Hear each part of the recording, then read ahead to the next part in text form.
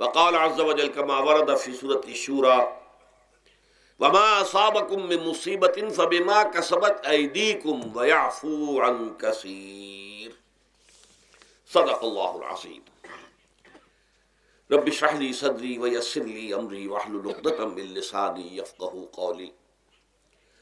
اللهم ربنا ألهمنا رشدنا وأعذنا من شرور أنفسنا. اللهم أرنا الحق حقا وارزقنا اتباعه وأرنا الباطل باطلا وارزقنا اجتنابه آمین یا رب العالمین. محترم رفقائے تنظیم اسلامی و رفیقات تنظیم اسلامی اور محترم احباب و حاضرین، سب سے پہلے میں تنظیم اسلامی کے سال پنجاب اجتماع میں آپ حضرات کو خوش آمدید کہتا ہوں. لاہور شہر سے فاصلے پر ہماری سب سے بڑی ظاہر بات ہے کہ یہاں پر نفری جو ہے شہر لاہور کے حلقے سے ہے، اور عام طور پر ہمارے سالانہ اجتماعات کے موقع پر چونکہ وہ اکثر و بیشتر لاہور میں ہوتے رہے ہیں تو شد رحال کی نوبت کم آتی رہی لاہور والوں کے لیے. یہ اس مرتبہ بہت اچھی بات ہے کہ ہم سب نکلے ہیں، باہر آئے ہیں. اب ظاہر بات ہے کہ یہاں تقریباً 50 گھنٹے جو آپ یہاں گزاریں گے، گھر والی سہولتیں تو نہیں ہوں گی، خواہ کتنا بھی اہتمام کر لیا گیا ہو، لیکن یہ کہ آپ یہ محسوس کریں کہ آپ اللہ کی راہ میں ہیں، اللہ کے دین کے لیے نکلے ہیں. کوئی دنیاوی غرض و غایت آپ کے پیش نظر نہیں ہے، نہ کوئی تجارت ہے، نہ کوئی تفریح ہے معاذ اللہ. تو اس حوالے سے اس اجتماع کے آداب اور حقوق کو بھی ملحوظ رکھیں، اور اگر کوئی تکلیف آئے تو اسے برداشت بھی پورے ہی خندہ پیشانی کے ساتھ کیجیے. میری آج کی گفتگو کا عنوان ہے ہمارے دکھوں کا واحد علاج اسلام. دیکھیے، انسانی زندگی میں دکھ اور سکھ ان کا چولی دامن کا ساتھ ہے. دکھ بھی ہے، سکھ بھی ہے، سردی کے ساتھ گرمی بھی ہے، نرمی کے ساتھ سختی بھی ہے. ان مع العسر یسرا ان مع العسر یسرا، یسر کے ساتھ عسر ہے، عسر کے ساتھ یسر ہے. لیکن انسان نفسیاتی طور پر متاثر جو ہوتا ہے زیادہ، وہ تکلیف سے ہوتا ہے، دکھ سے ہوتا ہے. خوشی آتی ہے تو وہ ایسے گزر جاتی ہے، اس کا وقت کا بھی پتہ نہیں چلتا، گزرتے ہوئے بڑی تیزی کے ساتھ وقت گزر جاتا ہے. لیکن غم کا معاملہ ہو جائے تو ایک ایک لحظہ جو ہے وہ بڑا کٹھن ہو جاتا ہے، بڑی مشکل سے گزرتا ہے. تو انسان کے احساسات پر زیادہ جو اثر آتا ہے وہ دکھ کا آتا ہے. بعض فلسفے دنیا میں ایسے ہیں کہ جنہوں نے اس دکھ، خاص طور پر جو حساس انسان اس کو محسوس کرتا ہے، اس کے اعتبار سے یہ کہا ہے کہ دنیاوی زندگی نرا دکھ ہی دکھ ہے. آپ کو معلوم ہے کہ تعداد انسانوں کی بہت بڑی تعداد ہے جو بدھ مت کی پیروکار ہے، اور بدھ مت کا کلمہ طیبہ یہ ہے، یعنی یہ ان کا اصل الاصول ہے. جیسے ہمارے دین کا اصل الاصول ہے لا الہ الا اللہ محمد رسول اللہ، کلمہ طیبہ. ان کا جو کلمہ طیبہ ہے وہ یہ سروم دکھم، سب دکھ ہی دکھ ہے، سب مصیبت ہی مصیبت ہے. انسانی زندگی جو ہے وہ تو صرف دکھوں سے اور تکلیفوں سے عبارت ہے. اسی کو غالب نے بھی کہا ہے، آپ نے یہ شعر بھی غالب کا میں نے بہت سے دروس میں سنا ہوگا کہ قید حیات و بند غم اصل میں دونوں ایک ہیں. یہ قید حیات ہے. ابھی آپ حدیث سن رہے تھے الدنیا سجن المومن، مومن کے لیے یہ دنیا کی زندگی جو ہے جیل خانہ ہے، یہ قید ہے، قید حیات. جیسے جیل میں آدمی اپنی مرضی سے نہیں جاتا، بھیجا جاتا ہے، اپنی مرضی سے نہیں نکلتا بلکہ نکالا جاتا ہے. اسی طرح لائی حیات آئے قضا لے چلی چلے، اپنی خوشی سے آئے نہ اپنی خوشی چلے. تو دنیا کی زندگی جو ہے وہ واقعتاً ایک اعتبار سے قید خانہ ہے. قید حیات و بند غم اصل میں دونوں ایک ہیں. جب تک یہ زندگی رہے گی غم بھی لگا رہے گا، تکلیفیں لگی رہیں گی، مصائب آتے رہیں گے، انسان کو دکھوں کا سامنا رہے گا، واسطہ رہے گا. موت سے پہلے آدمی غم سے نجات پائے کیوں؟ ظاہر بات ہے جب تک زندگی ہے تو غم ہے، تو موت سے پہلے نجات نہیں مل سکتی. اگرچہ اس کے بعد کا اگلا مرحلہ جو ہے، جو حقیقت کو جاننے والے ہیں وہ تو جانتے ہیں کہ اس کے بعد تو غم کا اور بڑا کڑا مرحلہ آنے والا ہے. اب تو گھبرا کے یہ کہتے ہیں کہ مر جائیں گے، مر کے بھی چین نہ پایا تو کدھر جائیں گے. اگر اللہ ہمیں معاف فرمائے، اپنی رحمت اور مغفرت سے ہمیں ڈھانپ لے، جیسے کہ حضور نے فرمایا الا یتغمدنی ربی برحمتہ، حضور نے فرمایا کہ کوئی انسان بھی محض اپنے اعمال کی بنیاد پر جنت میں نہیں داخل ہو سکے گا جب تک کہ رحمت خداوندی دستگیری نہ کرے۔ کسی صحابی نے بڑی ہمت کی، بڑے جرأت کا معاملہ کیا، پوچھ لیا کیا حضور آپ بھی؟ ظاہر بات ہے آپ بھی انسان ہیں، آپ بھی بشر ہیں، قرآن مجید میں کہلوایا گیا ہے اور انما انا بشر مثلکم۔ تو اگر آپ کہتے ہیں کوئی انسان جنت میں داخل نہیں ہو سکے گا محض اپنے اعمال کی بنیاد پر جب تک کہ رحمت خداوندی دستگیری نہ کرے، تو کیا آپ بھی اس قاعدہ کلیہ میں شامل ہیں؟ آپ نے فرمایا ہاں میں بھی، الا یتغمدنی ربی برحمتہ، جب تک کہ میرا رب مجھے اپنی رحمت سے ڈھانپ نہیں لے گا میں بھی جنت میں داخل نہیں ہو سکوں گا۔ تو اس اعتبار سے اللہ تعالیٰ وہاں ہمیں بچا لے، لیکن جو وہاں نہیں بچایا گیا، اب ظاہر بات ہے کہ اس کے لیے جو مصیبت ہے وہ تو پھر دائمی ہے، ابدی ہے، دکھ ہی دکھ ہے۔ میں اس کی طرف زیادہ جانا نہیں چاہتا، اس وقت اصل میں میرا موضوع جو ہے وہ اس دنیا میں دکھوں کا علاج۔ اب اس اعتبار سے غور کیجئے، دکھ دو قسم کے ہیں۔ قرآن مجید پر جتنا میں نے غور کیا، دکھ ایک تو وہ ہے کہ جو ناگہانی طور پر آ جاتے ہیں، اس میں ہماری کسی غلطی کو دخل نہیں ہوتا۔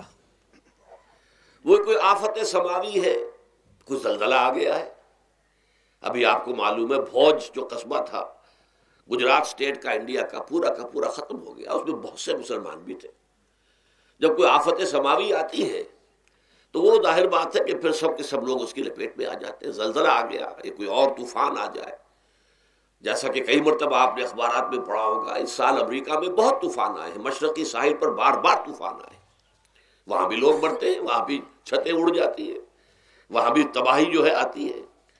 تو اس حوالے سے ایک تو ہے وہ ناگہانی آفات، آفت ارضی ہو یا آفت سماوی ہو، زلزلہ ہے یا آفت ارضی ہے، طوفان آ گیا ہے، کوئی سائیکلون آ گیا یا آفت سماوی ہے، یا کوئی آسمان سے بڑا سا پتھر آ جائے۔ آپ کبھی کبھی اخبارات میں پڑھتے ہوں گے کہ ایک بڑی چٹان پاس سے گزر گئی، بہت بڑی خلائی چٹان جو ہے زمین کے قریب سے ہو کر گزر گئی، زمین بچ گئی، ورنہ اگر وہ زمین سے ٹکرا جاتی تو نہ معلوم کتنا بڑا یہاں پر تباہی کا معاملہ ہوتا۔ بڑے بڑے جو ہے شہاب گرتے رہے زمین کے اوپر، بڑی بڑی تباہیاں آتی رہی ماضی میں۔ تو ایک تو یہ ہے، اور ان میں بھی تقسیم کیجئے، یہ ناگہانی تکلیف، ناگہانی مصیبت، یا کوئی آفت سماوی یا آفت ارضی، اس کی بھی پھر دو قسمیں ہو گئی۔ ایک وہ کہ جو افراد کو متاثر کرتی ہے انفرادی سطح پر، آدمی سڑک پر جا رہا تھا، پیچھے سے آ کر کسی گاڑی نے ٹکر ماری، گر گیا، ٹانگ ٹوٹ گئی۔ اب ظاہر بات ہے کہ اس میں اس کا کوئی قصور نہیں ہے، یہ اللہ تعالیٰ کی طرف سے بات آ گئی ہے۔ یا یہ کہ کوئی اگر اجتماعی سطح پر آیا، جیسا کہ زلزلہ ہے، یا جیسا کہ کوئی سائیکلون ہے، کوئی بڑا طوفان ہے، بہت بڑے فلڈز آ گئے ہیں۔ اس وقت بھی موزمبیق میں بہت بڑا فلڈ آیا ہوا ہے، ساؤتھ افریقہ میں، اور افریقہ میں پچھلے سال بھی بہت بڑا فلڈ آیا تھا، بڑی تباہی آئی تھی، آ رہا۔ تو یہ آفت سماوی، یہ ظاہر بات ہے کہ اجتماعی سطح پر آتی ہے، بڑی بڑی مقدار میں اور تعداد میں لوگ متاثر ہوتے ہیں، لاکھوں لوگ بے گھر ہو جاتے ہیں، ہزاروں آدمی مارے جاتے ہیں۔ تو پہلی شکل جو ہے دکھ کی، جیسا کہ میں نے عرض کیا، وہ ناگہانی دکھ، کوئی آفت ارضی، کوئی آفت سماوی، خواہ وہ انفرادی ہو خواہ اجتماعی۔ اس کے ضمن میں کیا علاج ہے؟ ظاہر بات ہے کہ اس کا علاج یہ تو نہیں ہو سکتا کہ آپ اس کو ختم کر سکیں۔ انگریزی کا ایک محاورہ ہے، what cannot be cured must be endured۔ جو چیز جو ہے جس کا علاج نہیں ہو سکتا وہ تو برداشت کرنی پڑے گی۔ بعض بیماریاں بھی ایسی ہیں، ڈائبٹیز ہو گئی ہے، شوگر کا مرض ہو گیا، ڈاکٹر آپ کو بتائے گا کہ بھائی اب یہ مرض جائے گا نہیں، اب آپ کو اس مرض کے ساتھ ہی اپنے آپ کو ایڈجسٹ کر کے اپنی غذا وغیرہ اس کے مطابق طے کر لیجئے، ورنہ یہ کہ یہ نہ سمجھیے کہ یہ مرض چلا جائے گا۔ تو what cannot be cured must be endured۔ لہذا ان آفت سماوی و ارضی، چاہے وہ انفرادی سطح پر متاثر کرتی ہوں انسانوں کو، اور چاہے اجتماعی سطح پر، اس کا تو علاج ایک ہی ہے۔ عربی میں بھی ایک محاورہ یہ ہے کہ کسی نے پوچھا تھا کہ بچھو کے کانٹے کا کیا علاج ہے؟ البکاء الی الصباح، رات کو اگر کاٹا ہے کسی بچھو نے تو روتے رہو صبح تک، یہی علاج ہے، اس کا اور کوئی علاج ہے ہی نہیں۔ تو جو چیز لا علاج ہے اسے برداشت کرنا، گویا کہ یہاں جو اصل شے ہوگی کہ دنیاوی آفات، عرضی و سماوی آفات، ناگہانی آفات، ناگہانی مصیبتیں، ان کے ضمن میں ہمیں ایسی شے کی ضرورت ہے جو ہمارے اندر برداشت پیدا کر دے، اس کو جھیلنا آسان بنا دے، ہم اس کی وجہ سے بجھ کر نہ رہ جائیں، ہماری ہمتیں جواب نہ دے جائیں، ہمارا ارادہ ختم نہ ہو جائے، ہمارا حوصلہ پست نہ ہو جائے، بلکہ برداشت ہو، جھیلنا ہو، تحمل ہو۔ ابھی بٹر صاحب کہہ رہے تھے اللہ تعالیٰ ذرا سا متحمل ہے، میں نے کہا یہ بہت غلط بات کہہ رہے، اللہ بہت متحمل ہے۔ وہ ذرا سا تو یوں سمجھیے کہ ان کے کہنے کے انداز میں یہ بات آ گئی، ذرا سا رحیم بھی ہے، نہیں وہ بہت رحیم ہے، بہت متحمل ہے، بہت حلیم ہے۔ لیکن یہ کہ ہمیں یہ جو آفات سماویہ اور عرضیہ ہیں جو ہمارے اوپر آ جاتی ہیں اللہ کی طرف سے، ان کے ضمن میں ذہنی ایک ایٹیچیوڈ پیدا ہو جائے، سوچ کا ایک خاص رخ بن جائے، انسان کے احساسات ایک خاص طرز پر ڈھل جائیں، تو پھر ان کو برداشت کرنا آسان ہو جاتا ہے۔ اور وہ کیا ہے؟ وہ ہمارے ایمان کا لازمی تقاضا ہے۔ ایمان ہمیں یہ بتاتا ہے کہ کوئی مصیبت اس زمین میں آتی ہے نہ تمہاری جانوں پر آتی ہے بغیر اذن رب۔ جو کچھ آ رہا ہے اللہ تعالیٰ کے فیصلے سے آیا ہے، یہ کوئی اندھا بہرا مادہ نہیں ہے، یہ کوئی اندھا بھینسا نہیں ہے کہ اس نے آ کے آپ کو ٹکر مار دی ہے، نہیں، یہ تو سمیع و بصیر، علیم و خبیر اللہ اور حکیم اور قدیر اللہ کا فیصلہ ہے۔ لہذا یہ من جانب اللہ ہے، اس کو تم سمجھو کہ اللہ تعالیٰ کی طرف سے ہے۔ اور جب اللہ کی طرف سے ہے تو سورہ آل عمران میں فرمایا بیدہ الخیر، اس کے ہاتھ میں تو خیر ہی خیر ہے۔ یعنی بظاہر تمہیں محسوس ہوتا بھی ہو کہ یہ میرے لیے تکلیف دہ بات آ گئی ہے، تو اس کو یوں سمجھو کہ اس کا نتیجہ جو میرے حق میں نکلے گا وہ خیر ہوگا۔ فوری طور پر تو تکلیف ہے، مجھے اچھی نہیں لگ رہی، ناگوار ہے، لیکن نتیجہ اس کا خیر نکلے گا۔ جیسے بچہ بیمار ہے، ماں اسے دوا پینے پر مجبور کر رہی، کڑوی دوا ہے، وہ تو سمجھتا ہے مجھ پر بڑا ظلم ہو رہا ہے، یا آپ لے گئے اسے ڈاکٹر کے ہاں ٹیکا لگوایا ہے، وہ تو چیخ رہا ہے، رو رہا ہے، لیکن آپ کو معلوم ہے، اور کاش اسے بھی معلوم ہو جائے کہ یہ میرے خیر کے لیے، میرے بھلے کے لیے، اگر اسے یہ معلوم اور محسوس ہو جائے تو اس کی تکلیف اس کے اندر بہت کمی آ جائے گی، وہ سہار لے گا، اس کو وہ برداشت کرے گا۔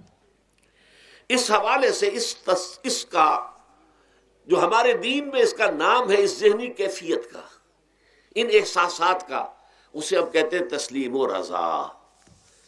جو کچھ آ رہا ہے اللہ کی طرف سے آ رہا ہے، لہذا سر تسلیم خم ہے، اے اللہ ہم قبول کرتے ہیں، رضا، ہر حال میں تیری رضا پر راضی ہے، جو تیرا فیصلہ ہے ہمیں بصر و چشم قبول ہے، تسلیم و رضا۔ ہم بھی تسلیم کی خو ڈالیں گے، بے نیازی تیری عادت ہی صحیح۔ اللہ تو بے نیاز ہے، لیکن اے اللہ تو ہمارے لیے جو بھی تکلیف کا تو نے فیصلہ کیا، ہم تسلیم کی خو ڈالیں گے، عادت پیدا کر لیں گے اپنے اندر کہ ہر چساقی ماریخت عین الطاف است، کہ میرا ساقی میرے پیالے میں جو کچھ ڈال دے یہ اس کا لطف و کرم ہے۔ یہ مقام رضا ہے، یہ ایمان کا ایک ایسا تقاضا ہے کہ جس کو ہم کہیں گے ایمان کی حلاوت، ایمان کی مٹھاس۔ اگر آپ کا منہ کڑوا ہو جائے تو آپ چینی کھاتے ہیں تاکہ منہ کا ذائقہ ٹھیک ہو جائے۔ اگر تکالیف کی وجہ سے، دکھ کی وجہ سے آپ کے احساسات کے اندر کوئی خرابی پیدا ہو رہی ہے، یہ جو مقام رضا ہے یہ اس کے لیے قند ہے، یہ اس کے لیے چینی ہے، یہ اس کے لیے شہد ہے، یہ اس کی تلخی کو ظاہر کر دینے والی شے ہے کہ اللہ تیری رضا پر راضی، راضی برضائے رب۔ اب اس کے ضمن میں سمجھئے، یہ تو اصولی بات میں نے آپ کو بتا دی، اس کی تین کیفیات ہو سکتی ہے کیوں اللہ کی طرف سے یہ چیزیں آتی ہیں۔ سب سے پہلی شے ہے، اب وہ جو آیات میں نے سنائی تھی وہ سن لیجئے پہلے ترجمہ۔ سورہ تغابن میں فرمایا ما صاب من مصیبت الا باذن اللہ، دیکھو کوئی مصیبت تم پر نہیں آ سکتی، نہیں آتی مگر اللہ کے اذن سے۔ ومن یؤمن باللہ، اور جو شخص اللہ پر ایمان رکھتا ہو یہدی قلبہ، اللہ اس کے دل کو ہدایت دے دیتا ہے، اس کے دل کو سکون عطا کر دیتا ہے، وہ راضی برضائے رب ہو جاتا ہے، اس میں شکوہ نہیں رہتا، اس میں شکایت نہیں ہوتی، اس میں تلخی نہیں ہوتی، کیوں ہو گیا، کیسے ہو گیا، کیوں ہو گیا، نہیں ہونا چاہیے، نہیں نہیں نہیں۔ یہ سارا جو پیچ آدمی کھاتا رہتا ہے نا اندر ہی اندر، وہ جو پیچ کھا رہا ہے، یہ سب پیچ سے نجات مل گئی۔ برو کشید سے پیچا کہ ہست بود مرا، چے اقدہا کے مقام رضا کشود مرا۔ یہ پیچ کھانا جو ہے، پیچا کے ہست بود، اس سے اللہ تعالیٰ نے مجھے نجات دے دی ہے مقام رضا کے ذریعے سے۔ کتنے بڑے بڑے عقدے میرے حل ہو گئے اس مقام رضا سے، چے اقدہا کہ مقام رضا کشود میرا، میرے تو بہت سے عقدے اس سے حل ہو گئے۔ اس حوالے سے ایک موٹی بات تو یہ ہو گئی، لیکن اب اس کو 3 حصوں میں تقسیم کیجئے۔ پہلی بات یہ کہ یہ اللہ کی طرف سے آزمائش کے طور پر آتے ہیں۔ آزمائش، میرا بندہ اس پر صبر کرتا ہے یا نہیں، یا میرے خلاف بکواس کرنے پر آمادہ ہو جاتا ہے۔ اللہ تو ایسا ہے، اللہ نے تو ہم پر کبھی کرم کیا ہی نہیں ہے، اللہ تو ظالم ہے، معاذ اللہ معاذ اللہ معاذ اللہ۔ کہیں ایسا تو نہیں، میرا بندہ جو ہے تکلیف کو جھیلتا ہے میری وجہ سے، یہ سمجھ کے کہ اللہ کی طرف سے آئی۔ یہ سب جو ہے یہ بہت بڑی کامیابی ہے اگر انسان کو حاصل ہو جائے۔ اور اس صبر کے نتیجے میں 2 اور باتیں پیدا ہوتی ہیں۔ یہ مضامین علیحدہ علیحدہ دروس کے اندر آتے رہے ہیں، لیکن آج ایک نئے عنوان کے تحت جمع ہو کر آ رہے ہیں۔ پہلی بات یہ ہوتی ہے کہ یہ امتحان کا نتیجہ کیا نکلتا ہے کہ آپ نے ایک امتحان پاس کیا تو آپ کے اگلے درجے میں ترقی ہو جاتی ہے۔ 5ویں کا امتحان پاس کر لیا نا تو 6ٹھی میں جائیں گے، اب 6ٹھی کا امتحان پاس کریں گے تو 7ویں میں جائیں گے، 7ویں کا پاس کریں گے تو 8ویں میں۔ درجہ بدرجہ انسان کی دینی، ایمانی اور روحانی ترقی کا ذریعہ یہ آزمائش بنتی ہے۔ جتنا اس میں صبر ہوگا، جتنا اس میں تسلیم و رضا جو ہے آپ حاصل کرتے جائیں گے تو آپ کے درجے بلند ہوتے چلے جائیں گے۔ آپ کا امتحان کڑے سے کڑا آئے گا، بڑے سے بڑا آئے گا، مشکل سے مشکل تر آئے گا۔ ایک وقت میں ایم اے کا امتحان بھی آپ کو دینا ہوگا، ایک وقت میں ہو سکتا ہے پی ایچ ڈی کے لیے تھیسس آپ لکھیں، پھر اس کے اوپر جو ہے ٹیم بیٹھی ہوئی اور آپ سے وہ بحث کرے، جرا کرے آپ سے، وہ بھی کرنا ہوگا۔ لیکن یہ کہ اگر پرائمری ہی میں فیل ہو گئے تو اس کا سوال ہی پیدا نہیں ہوتا کہ کبھی آپ ایم اے کا یا پی ایچ ڈی کا تھیسس بھی لکھیں۔ اور اسی کو دوسرے انداز میں کہا گیا ہے قرآن مجید میں، وَلِيُبْلِيَ الْمُؤْمِنِينَ مِنْهُ بَلَاءً حَسَنًا۔ اصل میں ابلا کہتے ہیں، بلا یبلو جو ہے عربی زبان میں آتا ہے آزمانا۔ خلق الموت والحیات لیبلوکم ایکم احسن عملا، یہی معنی ابتلا کے میں، ابتلا یبتلی آزمانا۔ ابلا یبلی جو آتا ہے باب افعال سے، اس میں آتا ہے کسی کو کسی تکلیف میں ڈال کر اس کو نکھارنا، کہ اس کا جوہر نکھر جائے، اس کے اندر جو خیر ہے وہ اور چمک جائے، لوگوں کو بھی معلوم ہو جائے کہ یہ شخص اس مقام کا اہل ہے، اس کے اندر یہ صلاحیت ہے، اس میں یہ قوت موجود ہے۔ تو یہ گویا کہ اہل ایمان کی صلاحیتوں کو نکھارنے کے لیے اور ان کے درجات کی ترقی کے لیے بھی اللہ تعالیٰ دنیا کے اندر یہ مصیبتیں اور امتحانات جو ہیں آزمائش کے حوالے سے افراد پر بھی اجتماعی طور پر بھی لاتا ہے۔ اور ایک اس کا اور بھی ہے، اہل ایمان پر اس طرح کے ابتلاء و آزمائش کی ایک نوعیت اور بھی ہے، اور وہ یہ ہے کہ جو بھی آپ سے غیر ارادی طور پر یا یہ کہ آپ نے کوئی گناہ ارادی طور پر بھی کر لیا، اللہ تعالیٰ اس کی سزا اسی دنیا میں دے کر آخرت کی سزا سے محفوظ کر دیتا ہے۔ گویا کہ اس سے بڑا خیر کیا ہوگا؟ یہاں کی سزا کیا ہے؟ جھیل لی آپ نے، بخار آ گیا، ٹانگ ٹوٹ گئی، چلیے 3 مہینے آپ بستر پر پڑے رہے نا، اور کیا ہوا؟ کچھ نہیں۔ لیکن یہ کہ آخرت کی سزا ملتی بہت عظیم ہوتی، لہذا کفارہ بناتا ہے اللہ تعالیٰ ان گناہوں، ان جو بھی گناہ ہو گئے ہیں، غلطیاں ہو گئی ہیں، ان کا کفارہ اللہ تعالیٰ بندہ مومن کے لیے۔ حضور کی ایک حدیث ہے، اس کا متن مجھے اس وقت یاد نہیں ہے، کہ مومن کا معاملہ عجیب ہے، اسے کوئی تکلیف پہنچتی ہے صبر کرتا ہے، وہ اس کے گناہوں کا کفارہ بن جاتا ہے، اور اگر کوئی خوبی ملتی ہے اس پر اللہ تعالیٰ کا شکر ادا کرتا ہے، اس کے درجات بلند ہو جاتے ہیں۔ تو یہ معاملہ جو ہے اللہ تعالیٰ کی طرف سے بندہ مومن کے حق میں خیر، کہ در حقیقت اس کے ان گناہوں کی پاداش کہ جو اس نے یہاں کر لیے ہیں، یہی دنیا میں دے کر دھو دیا جائے، پاک کر دیا جائے، جیسے آپ کو معلوم ہے دھوبی جو ہے کپڑے کو بھٹی میں چڑھاتا ہے، گرم پانی میں ڈالتا ہے کہ ڈالتا، تاکہ اس کا میل نکلے، اس کے آگے پٹکتا بھی ہے ذرا اس کو تاکہ وہ میل اچھی طرح چھٹ جائے اس سے۔ اسی طرح اگر دنیا میں ہمارے میل چھٹ جائیں، دنیا میں اگر ہمارے گناہ دھل جائیں تو یہ بڑے نفع کا سودا ہے، بڑے نفع کا سودا ہے، بڑے نفع کا سودا ہے۔ اس اعتبار سے آپ غور کیجئے کہ اگر یہ حقائق ہمارے سامنے رہے تو کیا کوئی تکلیف دنیا کی ہمیں بھاری محسوس ہوگی؟ ہمیں تو بتایا یہ گیا ہے کہ عسیٰ ان تکرہوا شیئا وہو خیر لکم وعسیٰ ان تحبوا شیئا وہو شر لکم واللہ یعلم وانتم لا تعلمون۔ ہو سکتا ہے کہ تم کسی چیز کو ناپسند کرو، دراصل کہ اسی میں تمہارے لیے خیر ہے، تمہیں نہیں پتا، اور ہو سکتا ہے تم کسی چیز کو پسند کرو، دراصل کہ اس میں تمہارا شر ہے لیکن تمہیں نہیں معلوم۔ اللہ یعلم وانتم لا تعلمون، اللہ جانتا ہے تم نہیں جانتے۔ اس حوالے سے سبردم بتو مایا خیش را تو دانی حساب کم و بیش را، اے اللہ، اس کو کہتے ہیں تفویض۔ یہ سورہ تغابن کے درس میں یہ تمام مضامین تفصیل سے آتے ہیں کہ ایمان کے جو باطنی ثمرات ہیں اس میں سب سے پہلے مقام رضا ہے، پھر تفویض ہے، توکل ہے۔ آپ محنت کر رہے ہیں، محنت کر رہے ہیں، محنت کر رہے ہیں، نتیجہ نہیں نکلا۔ ایک نتیجہ یہ نکلے، ایک بچے نے بہت محنت کی، دن رات کام کیا، فیل ہو گیا امتحان میں۔ اب صدمے سے کمر ٹوٹ سکتی ہے اس کی، لیکن نہیں، ہو سکتا ہے کہ اللہ تعالیٰ نے اسی میں میرے لیے خیر رکھی ہو۔ اس لیے کہ ہماری محنت سے کچھ نہیں ہوگا، ہمارے مادی وسائل سے کچھ نہیں ہوگا، ہوگا اللہ کے اذن سے، اللہ کی مرضی سے، اللہ کی مشیت سے۔ یہ ہمارے لیے خاص طور پر اس اعتبار سے بہت اہم نقطہ ہے، ہم سب راہ حق کے مسافر ہیں، اپنے اپنے بس پڑتے محنت کر رہے ہیں، وقت بھی صرف کر رہے ہیں، مال بھی صرف کر رہے ہیں، محنت کر رہے ہیں، مشقت کر رہے ہیں، لیکن فرض کیجئے جیسا کہ ہے فی الواقع، فرض کیا کیجئے، وہ تو واقع سامنے کی بات ہے، نتائج نکلتے نظر نہیں آ رہے، قدم نہیں بڑھ رہے، ہماری طرف لوگوں کا رجوع عام نہیں ہے، ٹھیک ہے، اس پر قطعاً بدل ہونے کی بات نہیں ہے، یہ اللہ تعالیٰ کی مشیت میں ہوگا، جب وہ چاہے گا تب ہوگا۔ ہمارا کام یہ کہ اپنا فرض ادا کیے چلے جائیں بس، اور نتیجے سے بالکل ذہن کو اپنے منقطع کر لیں، ذہن کا کوئی تعلق آپ کے نتیجے کے ساتھ نہ رہے۔ یہ جب تک کیفیت ہماری نہیں ہوگی، ہم اس راہ پر استقامت اور مدام اس پر محنت اور جد و جہد کرنا جو ہے وہ ہمارے لیے ممکن نہیں رہے گا۔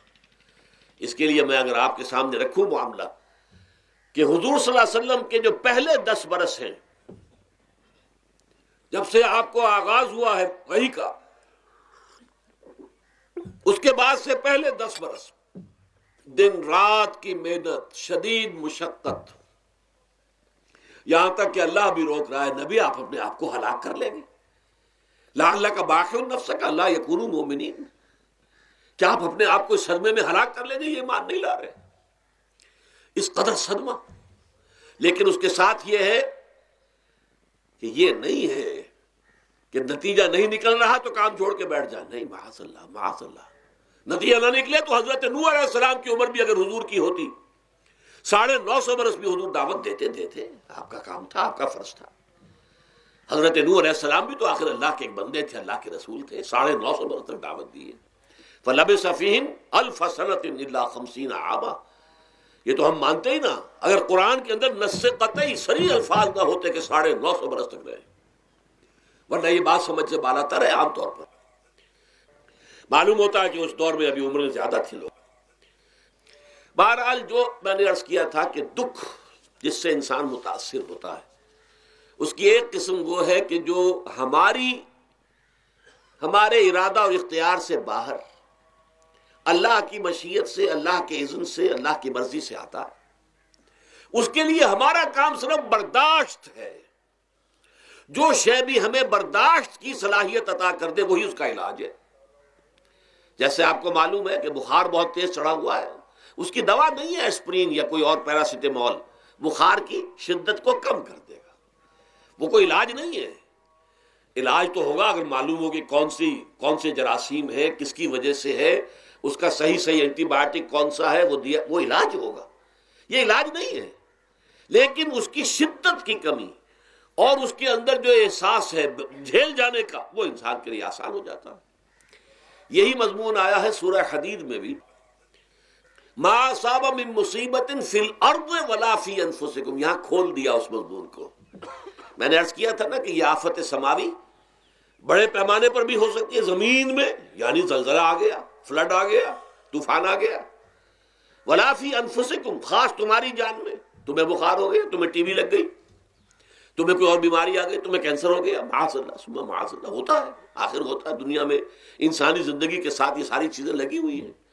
لیکن یہ چیزیں ما اصاب من مصیبت فی الارض ولا فی انفسکم، نہیں پڑتی تم پر کوئی پڑنے والی کوئی مصیبت، کوئی تکلیف، نہ پوری زمین میں بڑے پیمانے پر، نہ تمہاری جانوں میں انفرادی سطح پر، الا فی کتاب من قبل ان نبراہا، مگر یہ کہ وہ تو ایک کتاب میں، کتاب اللہ کے علم کی کتاب، ام الکتاب، اس میں پہلے سے درج موجود ہے۔ یہ الٹ اپ نہیں ہو گیا، یہ اچانک نہیں ہو گیا۔ آپ اچانک سمجھتے ہیں کہ صاحب میں تو جا رہا تھا، اچانک ٹرک نے آ کے مجھے دھکا مار دیا۔ اچانک کوئی شے یہاں نہیں ہوتی، اس کائنات میں پتہ تک نہیں ہلتا جب تک کہ اس نے رب نہ ہو۔ اچانک کا کیا سوال؟ تو در حقیقت جو ہوتا ہے وہ اللہ تعالیٰ کے علم میں پہلے سے ہے، علم کامل، ما کان وما یکون، جو کچھ ہوا ہے، جو کچھ ہوگا، مستقبل، ماضی، کل کا کل آنے واحد میں اللہ کے علم میں موجود ہے۔ لہذا یہاں اچانک کچھ نہیں ہوتا، جو بھی آیا ہے اللہ کے اذن سے آیا ہے، اور یہ پہلے سے اللہ کے علم کے اندر موجود تھا، لکھا ہوا تھا، الا فی کتاب من قبل ان نبراہا ان ذلک علی اللہ یسیر۔ یہ تمہیں تو مشکل نظر آئے گا لیکن اللہ پر بڑا آسان ہے، اللہ کا علم کامل ہے، ما کانا ما یکون کو حاوی ہے، لکہ لا تاسوا علی ما فاتکم، تاکہ تم افسوس نہ کیا کرو ان چیزوں پر جو تم سے چھوٹ جائیں، جاتی رہیں، چھن جائیں۔ کوئی موقع تھا ہاتھ سے نکل گیا، کوئی دولت تھی اس پر ڈاکہ پڑ گیا، کوئی اور مصیبت ہے وہ آ گئی، کوئی عزیز فوت ہو گیا، اکلوتا بیٹا تھا فوت ہو گیا، وغیرہ وغیرہ۔ ما فاتکم، فات سے ہی فوتیدگی ہے نا، جو شے بھی نکل جائے، چلی جائے، ہاتھ سے جاتی رہے، چاہے وہ کوئی آپ کا عزیز تھا جو فوت ہو گیا تو آپ کے ہاتھ سے نکل گیا، یا کوئی مال تھا جو آپ کے قبضے سے نکل گیا، ڈاکہ پڑ گیا، چوری ہو گئی، نقصان ہو گیا کاروبار میں بہت بڑا، اس پر افسوس نہ کیا کرو۔ اگر افسوس کرو گے تو اس کا مطلب کیا ہوگا کہ تمہیں اللہ پر اعتماد نہیں ہے، یا تم سمجھتے ہو کہ اللہ کے سوا بھی کوئی ہے جو یہ کام کر سکتا ہے۔ کائنات میں تو ایک ہی کی مرضی چلتی ہے، وہ ہے اللہ۔ لہذا اگرچہ وہ کسی کے ذریعے سے تکلیف آپ کو پہنچی ہے، کسی نے آپ کو پتھر مارا ہے، وہ پتھر ہو سکتا ہے آپ کو نہ لگتا، لگ گیا ہے تو اللہ کے فیصلے سے لگا ہے، اس کا باپ بھی نہیں پتھر مار سکتا آپ کو اگر اللہ کا اذن نہ ہو۔ لہذا آپ پتھر مارنے والے کو بھی مجرم سمجھیے، ٹھیک ہے، اس سے بھی قصاص لینے کا آپ کو حق ہے، لیکن یہ جان لیجئے کہ جو آیا ہے پتھر وہ اذن رب سے آیا ہے۔ اب ظاہر بات ہے کہ اگر یہ کیفیت ہوگی تو غصہ اتنا نہیں ہوگا اس شخص پر کہ جس نے یہ کام کیا ہے، بلکہ ہو سکتا ہے آدمی مسکرا کے رہ جائے، جیسے کہ وہ میں واقعہ سناتا رہا ہوں اپنے دروس میں کہ ایک درویش منش آدمی جا رہا تھا، جو رب کرے سو ہو، جو رب کرے سو ہو، جو رب کرے سو ہو۔ کسی شخص نے پتھر اٹھا کر دے مارا، اس کے سر پہ لگ گیا کہ اس نے پیچھے پلٹ کر دیکھا کس نے مارا ہے۔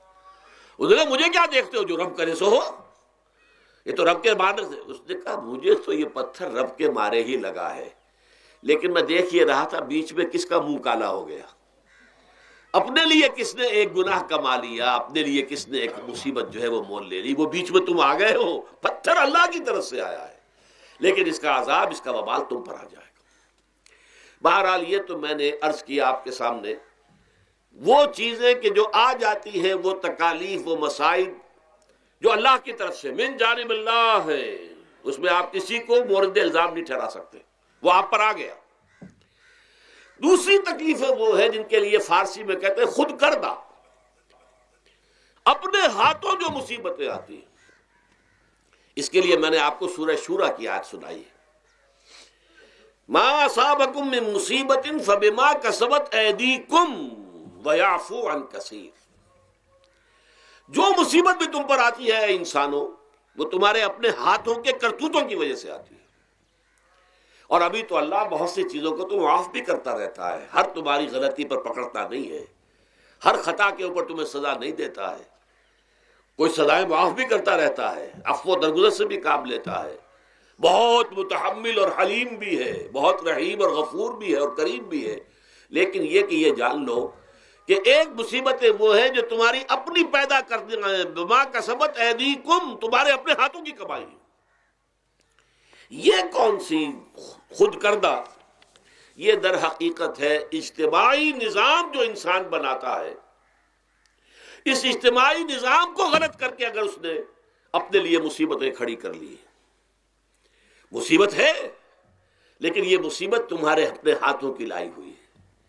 تم نے نظام غلط بنایا ہوا ہے، تم نے دولت کی تقسیم غلط کی ہوئی ہے۔ اللہ نے تو رزق پیدا کر دیا اور سب کے لیے کافی ہے، یہ تم نے کیا ہے کہ ایک طرف کچھ لوگوں کے کھتے بھرے ہوئے ہیں اور ایک طرف کوئی فاقے سے مر رہا ہے۔ یہ خود کردہ ہے، یہ ہمارا کبھی ہے، یہ تم نے نظام غلط بنایا ہے۔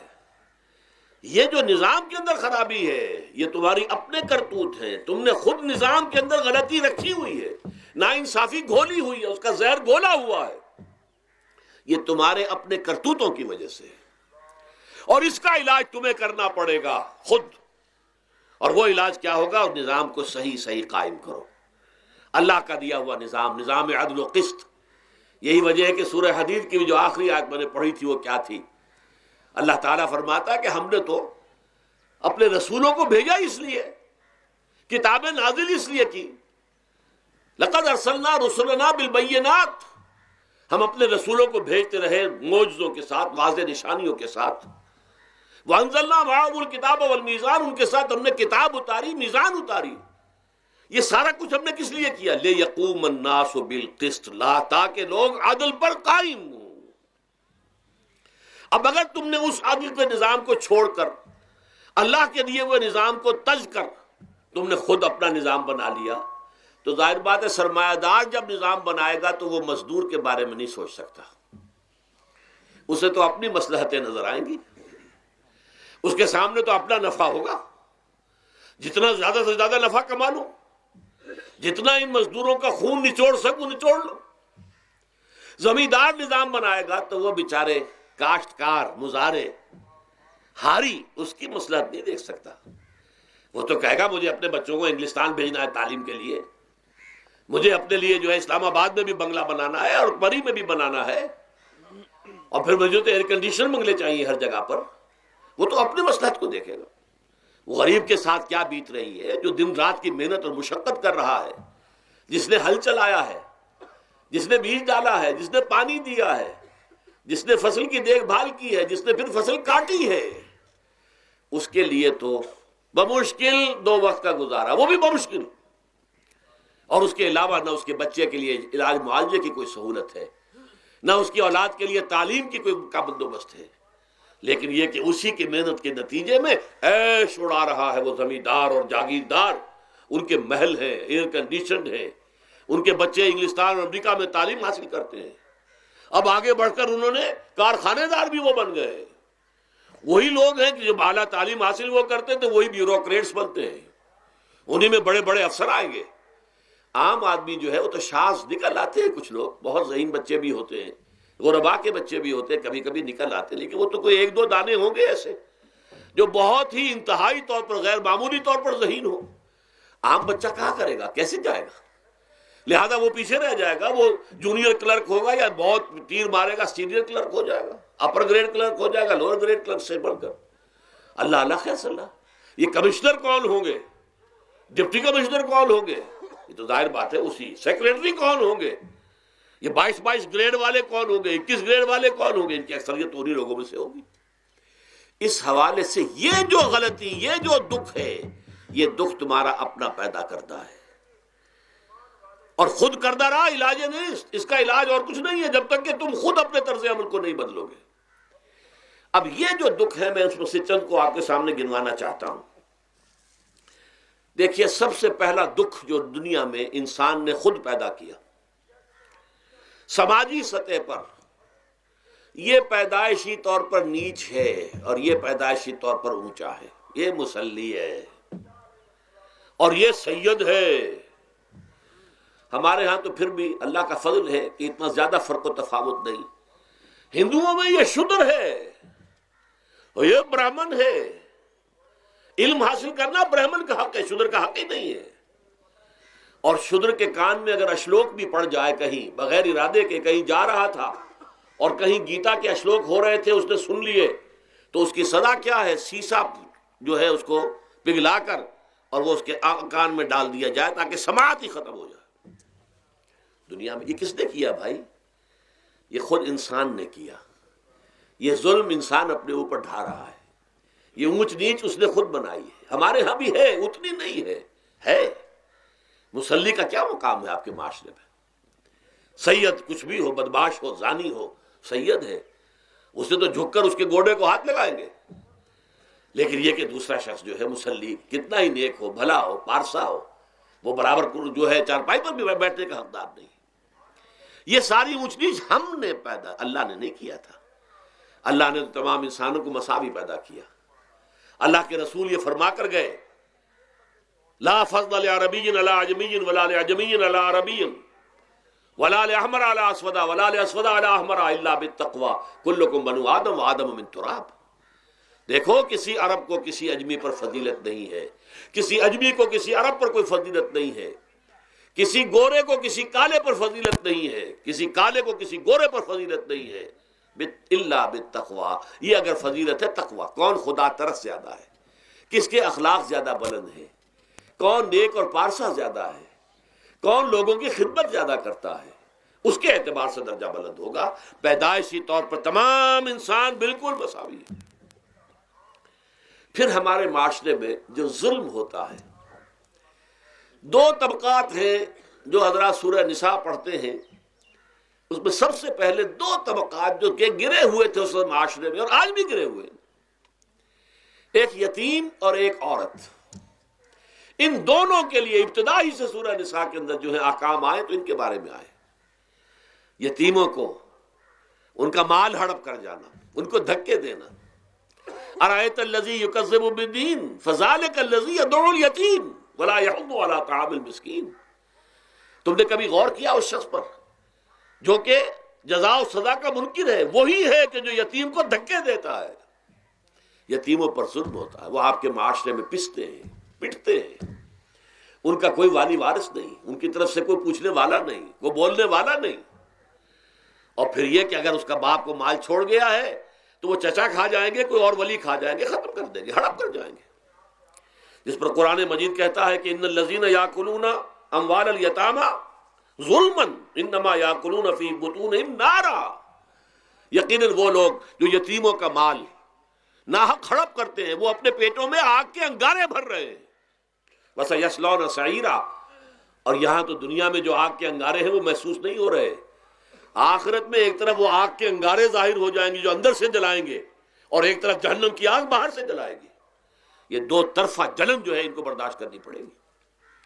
ظاہر بات ہے یہ ہمارا اپنا کیا ہوا ہے، یہ اللہ کی طرف سے نہیں ہے، یہ ہم نے نظام غلط بنایا ہے، ہم نے اتوار اپنے برے کر لیے۔ اور دوسرا طبقہ خواتین کا، عورتوں کا۔ سب سے بڑا ظلم اس معاشرے میں کیا ہے؟ جو بچپن ہی سے احساسات کے اوپر ایک بوجھ بن جاتا ہے بچیوں کے، کہ بیٹے کو افضل سمجھتے ہیں، بیٹی کو جو ہے گھٹیا سمجھتے ہیں۔ اس قدر ناانصافی، اس قدر ناانصافی۔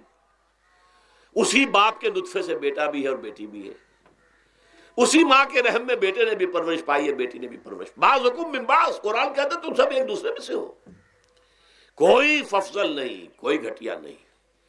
اللہ تعالیٰ نے، اللہ کے نبی نے کسی بیٹے کی پرورش پر کوئی اجر و ثواب نہیں بتایا۔ ہاں، 2 یا 3 بیٹیوں کو پال پوس کر، تہذیب سکھا کر، پھر ان کی شادی کر کے ان کے گھروں میں پہنچا دیا، جنت کی ضمانت اللہ تعالیٰ دے رہا ہے۔ اور سب سے بڑی بات یہ کہ سب سے زیادہ محبوب انسان حبیب اللہ محمد ہے صلی اللہ علیہ وسلم، اور محمد کو اللہ نے بیٹے نہیں دیے بھی تو لے لیے، بیٹیاں دی، 4 بیٹیاں دی۔ اور کتنی محبت کرتے تھے محمد صلی اللہ علیہ وسلم کی بیٹیوں سے، خاص طور پر حضرت فاطمہ سے، وہ تو آپ سیرت میں پڑھیے کتنی محبت، کس قدر محبت۔ سب سے چھوٹی تھی شاید اس لیے۔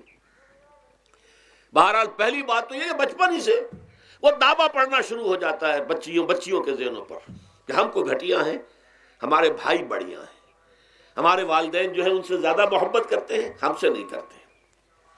پھر شادی میں اکثر و بیشتر لڑکیوں کی مرضی کا کوئی خیال نہیں کیا جاتا. یہ ظلم ہے جو ہم کر رہے ہیں. لڑکی کی مرضی کے بغیر، اس کے اذن کے بغیر، اس کی اجازت کے بغیر کوئی شادی نہیں ہو سکتی. زبردستی وہ بھیڑ بکریاں نہیں ہے کہ جس کے ہاتھ چاہا آپ نے بیچ دیا. معاذ اللہ ثم معاذ اللہ ثم معاذ اللہ. یہ ضرور ہے کنواری بیٹی ہے تو اس سے صرف آپ نے پوچھا اور وہ خاموش رہی، بس یہ بھی کافی ہے.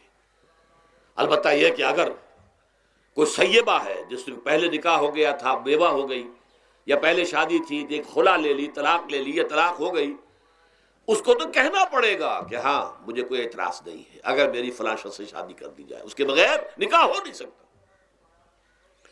پھر ان سب کے اوپر سب سے بڑا ظلم، یہ تو اللہ تعالیٰ آپ کو توفیق دے تو دوسرا رکوع سورہ نساء کا پڑھیں. کتنی تاکید کے ساتھ احکام آئے ہیں وراثت کے. وراثت مما قل منہ او کثر، چاہے زیادہ مال کسی نے چھوڑا ہو چاہے تھوڑا سا چھوڑا ہو، لیکن وراثت کے احکام جو ہیں ان کو نافذ کرنا ہوگا. نصیبا مفروضا، یہ اللہ کی طرف سے حصے ہیں جو مقرر کر دیے گئے ہیں. لیکن ہمارے معاشرے میں کون ہے جو بیٹیوں کو دینے کو تیار ہو اور بہنوں کو دینے کو تیار ہو؟ مجھے تو حیرت ہوئی تھی. مالا کنڈ میں آپ کو معلوم ہوگا ایک دفعہ بڑی تحریک چلی تھی شریعت کے نفاذ کی. مولوی صوفی محمد صاحب بڑے نیک آدمی ہیں، بہت، اس میں کوئی شک نہیں. 80,000 کا مجمع لے کر، جلوس لے کر وہ چل پڑے تھے اسلام آباد کی طرف. جیسے ابھی اکرم آوان صاحب نے دھمکی دی تھی کہ 3 لاکھ میرے پاس ہیں، لیکن وہ 3 لاکھ میں سے وہ تو ان کے ہاں جمع جو ہوئے مشکل 5 سے 6 ہزار آدمی جمع ہوا تھا کوئی. لیکن یہ تو 80,000 کو مالا کنڈ سے لے کر اور دریا اٹک تک تو پہنچ گیا تھا. اللہ کا بندہ، 80,000 کا قافلہ وہاں روکا گیا. لیکن ان سے بھی جب میں نے جا کر بات کی کہ مولانا شریعت آپ نافذ کروانا چاہتے ہیں، لیکن کیا آپ بچیوں کو بھی وراثت کا حق دینے کو تیار ہیں؟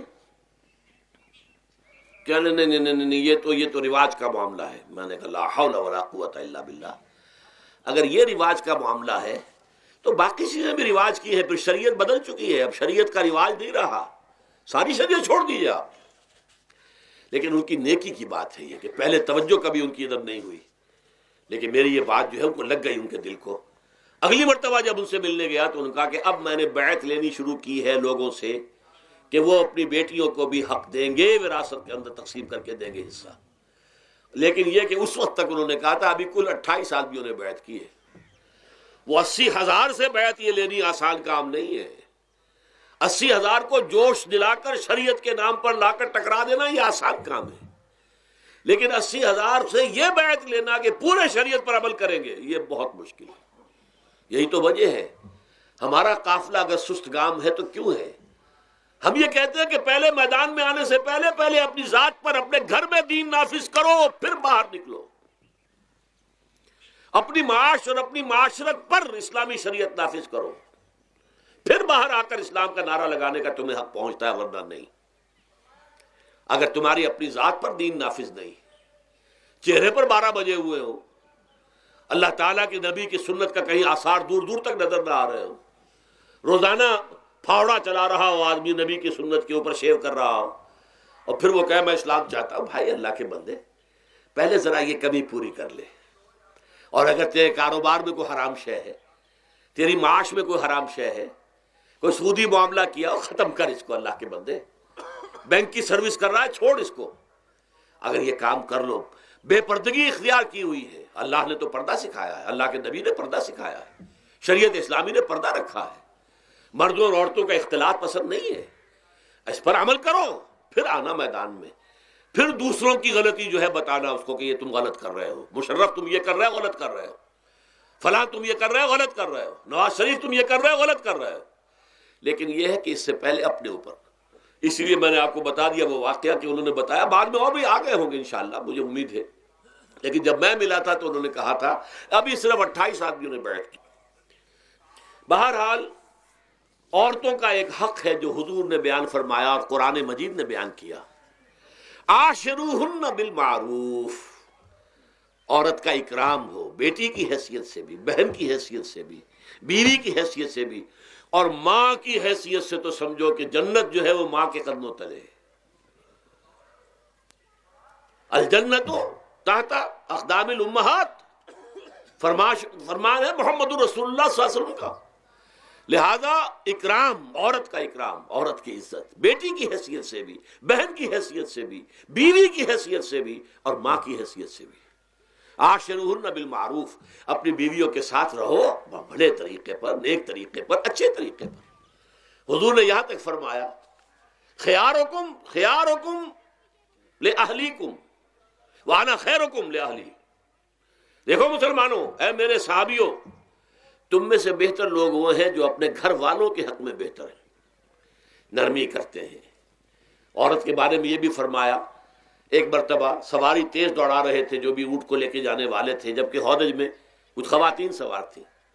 حضور نے فرمایا دیکھو نا، یہ نگینے ہیں جو سوار ہیں، ان کو زیادہ دھکے نہ لگواؤ تیز تیز اونٹ چلا کر، ان کے ساتھ نرمی ہو، ان کے ساتھ نیکی کی جائے، ان کے احساسات کا خیال رکھا جائے، ان کے ساتھ زیادتی نہ ہو، مار پیٹ کا کیا سوال، معاذ اللہ ثم معاذ اللہ۔ ان کے ساتھ جو ہے عاشروہن بالمعروف، بھلے طریقے پر گزارا کرو۔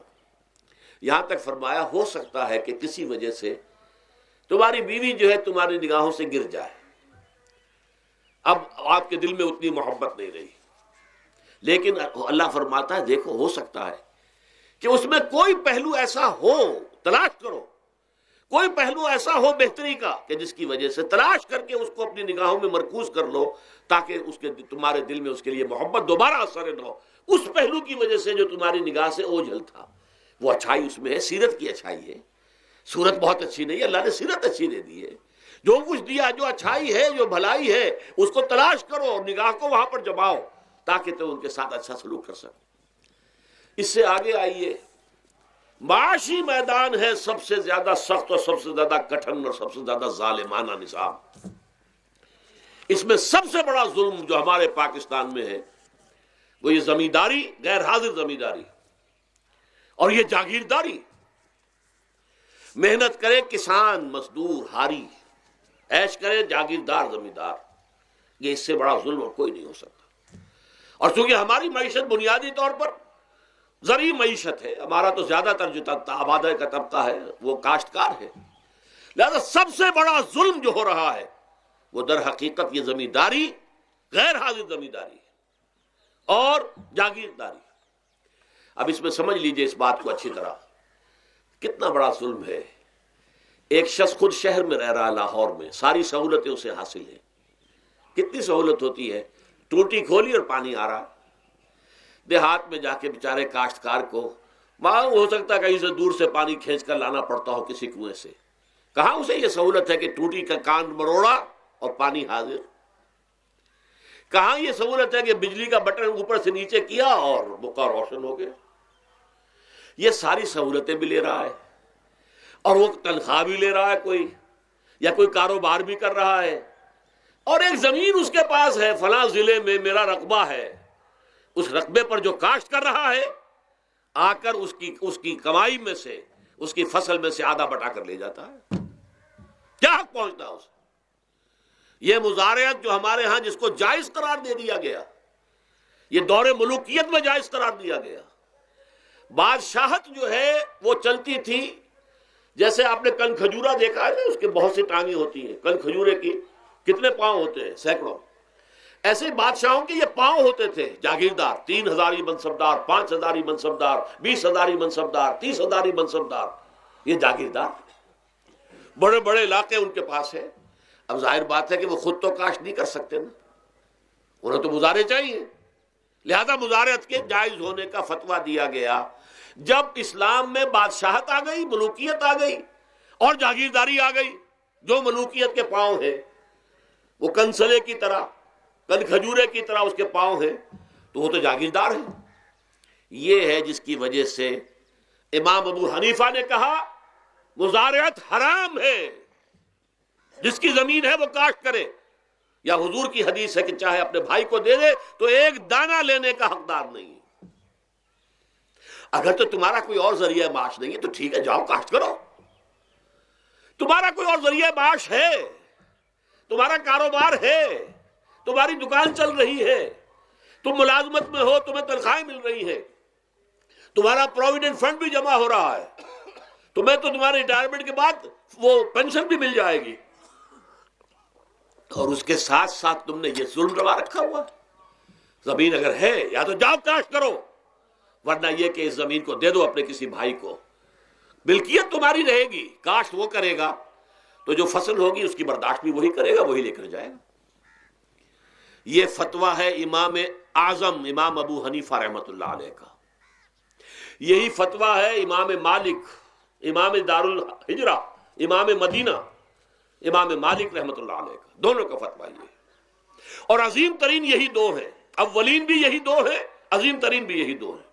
امام شافعی بھی شاگرد ہیں امام مالک کے، امام احمد ابن حنبل شاگرد ہیں امام شافعی کے، ٹاپ پر کون ہے؟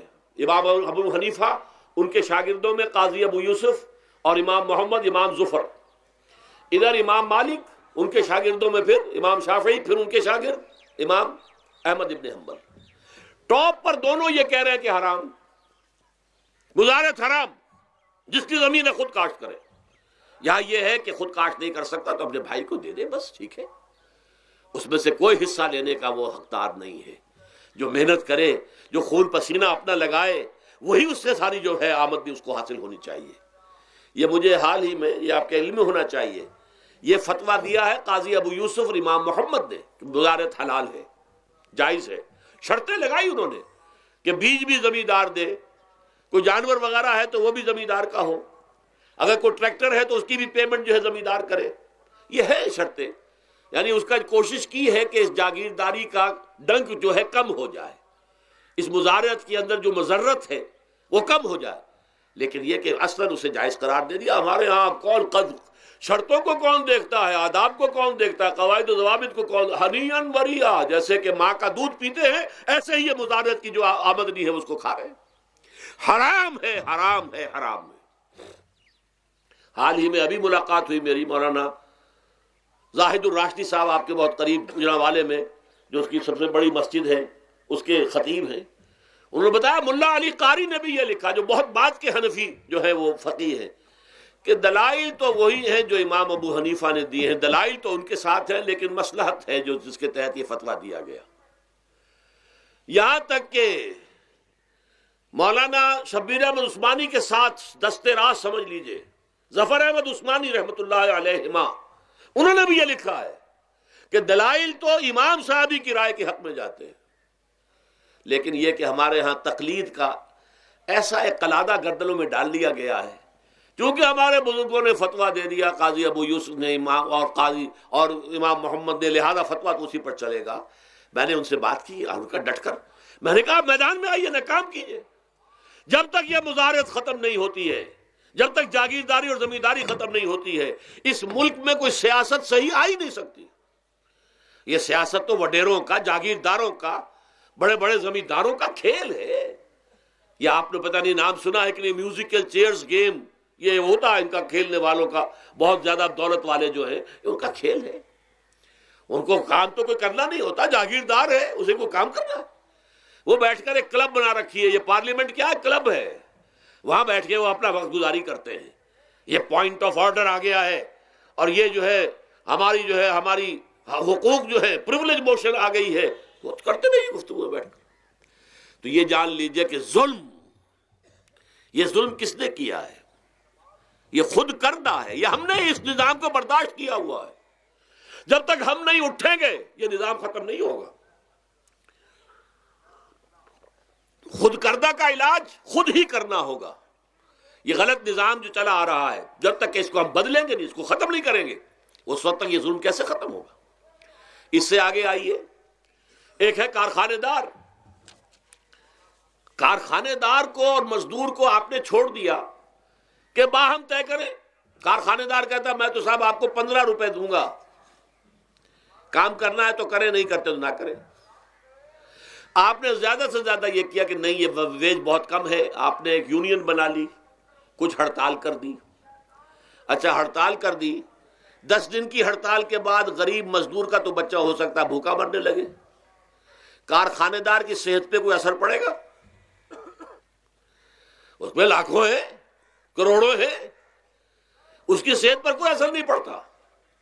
لہذا یہ ظلم ہے۔ اس ظلم کا علاج کیا ہے؟ اگر یہ ضمانت ریاست کی طرف سے ہو، حکومت کی طرف سے، کہ اگر تمہیں تمہاری مناسب مزدوری نہیں ملتی مت کرو کام، لیکن تمہارے بچے کو بھوکا ہم نہیں مرنے دیں گے، تمہیں سبسسٹنس الاؤنس دیں گے، ان ایمپلائمنٹ الاؤنس دیں گے، ہم زکوٰۃ کا نظام قائم کریں گے جس کے تحت کہ انڈر رائٹ کر دیں گے، طے کر دیں گے، لکھ دیں گے کہ ہر شہری کی بنیادی ضروریات کی کفالت ریاست کے ذمے ہے۔ اب اگر ایسا ہے تو ایک آدمی پاؤں جما کر بات کرے گا نا کارخانے دار کے ساتھ، ایک امپلائی جو ہے امپلائر سے بات کرے گا پاؤں جما کر، جناب آپ مجھے تنخواہ کم دے رہے ہیں میں کام نہیں کروں گا۔ لیکن اب کیا ہے؟ جناب آپ مجھے تنخواہ کم دے رہے ہیں میں کام نہیں کروں گا۔ مالک کہتے جاؤ دفعہ ہو جاؤ، پھر وہ کیا کہتا ہے؟ اچھا جی میں اسی تنخواہ پہ کام کروں، اس کا تو کوئی فائدہ، اس لیے جائے کہاں وہ؟ مارکیٹ میں تو سرمایہ داروں کا گٹھ جوڑ ہے، انہوں نے کارٹلز بنا رکھے ہیں، وہ تو ظاہر بات ہے کہ وہ ویج نہیں بڑھائیں گے، الا یہ کہ مزدور کی پوزیشن ایسی ہو کہ وہ بھی ڈٹ کر کھڑا ہو جائے۔ اور وہ ڈٹ کر کھڑا کب ہوگا؟ جب اس کو ضمانت ملی ہوئی ہو ریاست کی طرف سے، حکومت کی طرف سے، کہ اگر تمہارے پاس جاب نہیں ہوگا، کام نہیں ہوگا، تمہارے پاس کوئی مزدوری نہیں ہوگی، تو تمہیں اتنا وظیفہ تو ہر مہینے ملتا رہے گا جس سے تم اور تمہارے اہل و عیال جو ہے وہ کم سے کم زندہ رہ سکو۔ پھر کھڑے ہو کر بات کر سکتا ہے مزدور، پھر صحیح جو ہے ان کے درمیان معاہدہ ہوگا تو وہ منصفانہ ہوگا، عادلانہ ہوگا۔ جب تک یہ نہیں ہے، اور یہ نظام کیسے ہوگا؟ جب تک کہ زکوٰۃ کا نظام قائم نہ کیا جائے۔ اب زکوٰۃ کا بھی ایک نظام تو وہ تھا جو بدنام کرنے کے لیے زکوٰۃ کو ضیاء الحق صاحب نے نافذ کیا، وہ تو بدنامی ہے، وہ تو سود کا کمیشن ہے، کہ سود میں آپ کو اگر 6% ملتا تھا تو 2.5% انہوں نے کاٹ لیا، 3.5% آپ کو دے دیے، تو سود میں سے حصہ لے لیا ہے نا۔ سود کو حرام کریں اور زکوٰۃ پورے مال پر، سارے تجارتی اموال پر مال زکوٰۃ لیں۔ آپ کی دکان میں جناب 10 لاکھ کا مال پڑا ہوا ہے، 2.5% کے حساب سے دے دیجئے، کتنا من اکاؤنٹ آپ کر لیجئے گا۔ کوئی ایک ہے سٹاکسٹ، آپ کے گودام میں اتنا سٹاک پڑا ہوا ہے، اتنی مالیت کا 2.5% دیجئے، تمہاری اتنی بھیڑیں بکریاں ہیں، اتنی بھیڑیں اتنی بکریاں نکال دو۔ جب تک کہ تمام اموال میں سے زکوٰۃ نہ لیجیے، یہ کیا کہ بینک کے اندر جو جمع ہے اس پر سے زکوٰۃ کاٹ لی، انا للہ و انا الیہ راجعون، نام اس کا زکوٰۃ رکھا ہے، اور خیرات کا ایک نظام بنا دیا، کچھ خیرات اور کچھ سیاسی جو ہے اپنا ہتھ کنڈا، کہ ان کے ناظمین زکوٰۃ جو بن رہے ہیں اور زکوٰۃ کونسلیں بن رہی ہیں، وہ سب کون ہیں؟ جو ہمارے سیاسی طور پر ہمارے ساتھی ہیں، ہمارے ورکرز ہیں، اور پھر جتنے غبن ہوئے ہیں اور جتنا اس کے اندر مس اپروپریشن، سب کو معلوم ہے ہمارے معاشرے میں۔ آخر اگر حکومت کے جتنے محاصل ہیں وہ غبن ہوتے ہیں تو زکوٰۃ کا کیوں نہیں غبن ہوگا؟ زکوٰۃ کو آسمان سے اتری ہے، بلکہ زکوٰۃ میں سے غبن کرنا تو آسان ہے، اس لیے کہ سود میں سے کاٹا ہوا ہے، اس میں تو انسان جو ہے وہ برا بھی محسوس نہیں کرے گا کہ یہ تو سود ہے، لعنت ہے، اگر اس کو میں نے کچھ ہضم کر لیا تو کیا ہو گیا۔ جب تک کہ یہ دو نظام نہیں آئیں گے، اور تیسرے یہ کہ سود کے ذریعے سے، جب تک کہ یہ ظلم، سود کا نتیجہ کیا نکلتا ہے؟ اصل میں ہمارے عام آدمی سمجھتے ہیں سود کہ اچھا ہے جی، کیا ہے، ایک آدمی نے پیسے جمع کرائے ہیں، اب اسے ہر مہینے اتنا پیسہ مل رہا ہے۔ عام آدمی بھی ہمارے ہاں یہ جو پٹھانوں والا سود ہے، یہ جو سود خور گاؤں میں بیٹھے ہوئے ہیں، جو بہت بڑی شرح کے اوپر سود دیتے ہیں اور خون چوس جاتے ہیں لوگوں کا، اور ان کے کسی طریقے سے قرضے ختم، ان کو تو سبھی برا کہتے ہیں۔ کوئی ایک آدمی بھی آپ کو نہیں ملے گا کہ جو ان کے لیے کلمہ خیر کہے، ان کے لیے کسی نرمی کا یا ان کے لیے کسی بھی آسانی کا کوئی مطالبہ کرے۔ البتہ یہ جو بڑا سود ہے، بینک کا سود، کاروباری سود، اس کی شناخت لوگوں پر واضح نہیں ہے۔ یہ ایک بہت بڑے پیمانے پر یہ برائی جو ہے آپ کو انڈیویجول پر نہیں نظر آ رہی۔ انڈیویجول تو بظاہر سمجھتا ہے ایک فرد، بھائی ٹھیک ہے، میں جو دکان کے لیے مجھے قرض چاہیے تھا، مجھے قرض مل گیا، میں اپنا کاروبار کر رہا ہوں، تو میں جو کمائی کر رہا ہوں اس میں سے بینک کو بھی حصہ دے رہا ہوں اپنا، اس کا سود کا، اس میں کیا خرابی ہو گئی؟ اس کی خرابی سمجھ میں آتی جب آپ کو معلوم ہو اسی سود کے ذریعے سے دنیا میں اس وقت ایک چھوٹی سی اقلیت ہے، کل 1 کروڑ یا 1.25 کروڑ یہودی، اور پوری دنیا کی دولت کے اوپر قابض ہو کر بیٹھ گئے. یہ سارا وہ بینکنگ نظام جو یہودیوں نے بنایا، یہ IMF ورلڈ بینک جس کے ہم اس وقت غلام بن کر رہ گئے. ہمارا چیف مارشل ایڈمنسٹریٹر اسے کہیں یا چیف ایگزیکٹو کہیں، ہمارا تو حکمران ہے، ہمارا بادشاہ ہے اس وقت. اور وہ بادشاہ سلامت کہتے ہیں کہ یہ IMF اور ورلڈ بینک کے لوگوں کے گوڈے ہمیں پکڑنے پڑتے ہیں، گوڈے گٹے. کیوں؟ ہم غلام ہیں ان کے، اور ہم جکڑے ہوئے ہیں سود کے اندر. پوری دنیا کو یہودی سود خوروں نے در حقیقت اپنے شکنجے میں جو جکڑا ہے، جس طریقے سے کہ ان کو اپنے اندر ایک اپنے پورے ہتھ کنڈوں کے اندر جو باندھ کے رکھ دیا ہے، یہ سود کے ذریعے سے. اور اس کا نتیجہ کیا نکلتا ہے؟ دیکھیے، امریکہ میں کہتے ہیں بڑی جمہوریت ہے، لوگ ووٹ دیتے ہیں، لیکن حقیقت اگر لوگ جانتے ہوں کہ دیوے استبداد جمہوری قبا میں پائے کو، تو سمجھتا ہے یہ آزادی کی ہے نیلم پری. ہم نے خود شاہی کو پہنایا ہے جمہوری لباس، جب ذرا آدم ہوا ہے خود شناس و خود نگر. اب امریکہ میں اصل میں کیا ہے؟ امریکہ میں کیپٹلسٹ کا نظام ہے. یہ حکومت کس کی ہے؟ سرمایہ داروں کی ہے. جو کروڑ پتی نہ ہو وہ الیکشن نہیں لڑ سکتا. اور کروڑ پتی جو ہے اپنے پیسے کی بدولت وہ صحافیوں کو خرید لے گا، ٹیلی ویژن چینلز خرید لے گا، وہ لوگوں کے ذہنوں پر چھا جائے گا، آ جائے گا. یہ گورنمنٹ آف دی کیپٹلسٹ ہے، ناٹ عوام. یہ دھوکہ ہے، فریب ہے سرمایہ داروں کا. وہاں وہ جاگیردار اس طرح کے نہیں ہیں، سرمایہ دار ہیں. وہاں جاگیرداری کی وہ حیثیت نہیں رہی، اس لیے کہ ان کے تحت آدمی نہیں ہوتے. وہ تو اگر بڑے بڑے رینچ ہیں، بڑے بڑے اگر فارم ہیں، تو وہاں بھی آپ کو معلوم ہے کہ چونکہ مشینوں کے ذریعے سے بوائی بھی ہو رہی ہے اور ہل بھی چل رہا ہے مشینوں سے، بوائی بھی مشینوں سے، کٹائی بھی مشینوں سے، تو زیادہ انسان کی ضرورت ہی نہیں رہی. لہذا وہ سیاسی نظام وہ نہیں ہے جو یہاں کا ہے، لیکن وہ زمیندار بھی وہاں کا کیپٹلسٹ ہے، نظام کیپٹلسٹ کا ہے. تو در حقیقت یہ ڈیموکریسی جو ہے، اس سے جو کہتے ہیں government of the people by for the people, نہیں، گورنمنٹ آف دی کیپٹلسٹ، سرمایہ دار کی حکومت ہے. اور سرمایہ دار جو ہے اس نے اپنی کلب بنائی ہوئی ہے، بیٹھا ہے، پارلیمنٹ ہے، یہ کانگریس ہے، یہ سینٹ ہے، یہ سرمایہ داروں کی کلب ہے. باقی عوام کے لیے وہاں کیا ہے؟ واقعہ یہ ہے کہ عام آدمی امریکہ کا بھی یہ ضرور ہے کہ بنیادی ضرورتیں محنت کر کے خون پسینہ ایک کر کے اپنی وہ حاصل کر لیتا ہے، لیکن بہت نچلی سطح پر ہے. عام آدمی وہاں بھی بہت نچلی سطح پر ہے. اور ایسے لوگ ہیں معدود گنتی والے جو 40 50 بلین کا ایک چیک لکھ سکتے ہیں، وہ سب یہودی ہیں. House of Rothschilds, house of Goldsmiths, یہ سٹی بینک جو یہاں بھی آ گیا ہے اپنی ساری گندگیاں پھیلانے کے لیے، سٹی ہاؤسز اور سٹی کار، یہ کیا ہے؟ یہ جکڑ لینا ہے آپ کو. آپ کو ذرا سا دھوکہ دیا، جاؤ جی لے لیجئے، کوٹھی لے لیجئے، ہم آپ کو قرض دیتے ہیں. آپ پھول گئے، اتنی بڑی کوٹھی کا میں مالک ہو گیا. اب جب اس کا قرض دینے کا چکانے کا معلوم ہوا کہ میں تو غلام ہو کر رہ گیا ہوں، جو کماؤں وہ سارا کا سارا ان کی قسط کے اندر چلا جائے گا. اور اگر خدا نہ خواستہ کہیں ڈیفالٹ کر گیا تو جتنا میں نے دیا تھا وہ بھی ہضم، اور مکان وہ ضبط کر کے اور نیلام کر دیں گے. اللہ اللہ خیر صلی اللہ. لیکن وقتی طور پر ذرا سا دھوکہ جو ہو جاتا ہو، دیکھو اتنی بڑی کوٹھی کا میں مالک ہو گیا، دیکھو اتنی لمبی کار میرے پاس آ گئی، دیکھو فلاں شے میں نے حاصل کر لی، لیکن اس کا نتیجہ جو نکلتا ہے وہ تو وہاں والوں سے پوچھئے جس طریقے سے کہ وہ غلام بن کر رہ جاتے ہیں، وہ مزدور بن کر رہ جاتے ہیں. جیسے بھٹوں میں آپ نے دیکھا ہے، بھٹوں میں جو مزدور ہوتے ہیں وہ بکے ہوئے ہوتے ہیں، وہ غلاموں کی طرح ہوتے ہیں. ان کو بلکہ لوگ ایک دوسرے سے خرید کر لے کر جاتے ہیں. ایک بھٹے والا آتا ہے اور دوسرے بھٹے کی جو مزدور جو غلام ہے ان کو وہ وہاں کی پیمنٹ کر کے اور لے جاتا ہے. وہ بالکل ان کے سرس کی طرح ہے، ان کے غلاموں کی طرح ہے. یہ ساری جو میں نے آپ کے سامنے گنوائی ہے، یہ در حقیقت نوع انسانی کو جو تقسیم کیا گیا، انگریزی میں آپ کہتے ہیں ہیوز اور ہیو ناٹس.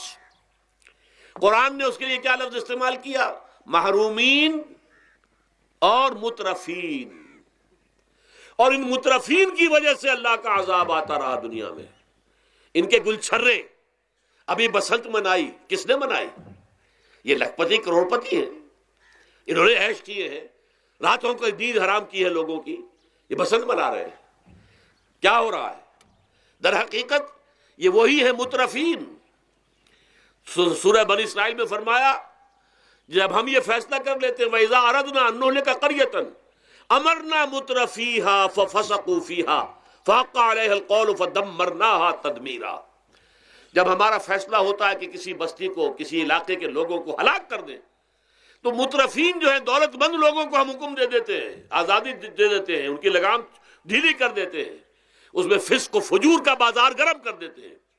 اور جب پورا فسق و فجور کا بازار گرم ہو جاتا ہے، اچانک ہماری پکڑ آتی ہے، دمرناہا تدمیرا، ہم اس کو پٹخ کر رکھ دیتے ہیں، ٹکڑے ٹکڑے کر دیتے ہیں.